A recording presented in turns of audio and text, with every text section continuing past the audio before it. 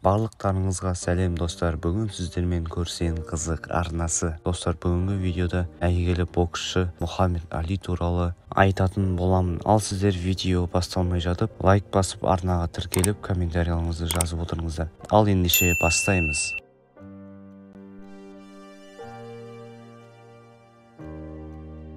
Мұхаммед Али, толық аты Кассиус Марсилиус Клей.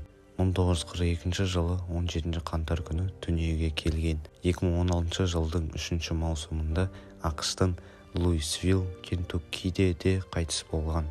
Ауыр салмақ дәрежесінде өнер көрсеткен американдық кәсіби боксшы, филантроп және қоғам қайраткері. Жыл боксшы атағын 5 рет ие болған, бүкіл әлем мойындаған спорт иконына айналған, спорт тарихындағы ең танымал тұлға, ең ұлы боксшы. Жарқын қызыл тілді, оның көптеген цитаталары тарихта қалған. ақш үкіметі Әлиді мансабының шарықтау кезінде әскерге шақырғанда ақштан алыс жатқан бізге тиіспеген, Вьетнамға қарсы соғысқа бармаймын, армиядан бас тартамын деп мәлімдейді.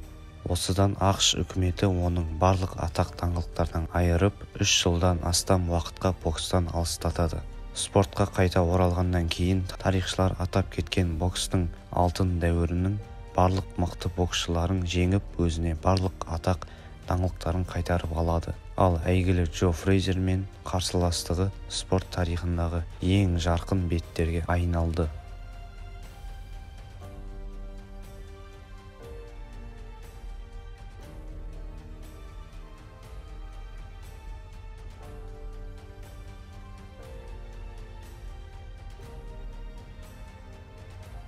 Мінекей достар, видеода соңына келіп жетті. Достар, егер видео ұнаған болса, видеоға лайк басып, арнаға жазылып, комментарий жазып, достарларыңызға жіберуді ұмытпаңыздар. Сіздер мен үшін мотивациясыздар. Сіздерге көп рахмет. Қоштаспаймыз, келесі көріскенше.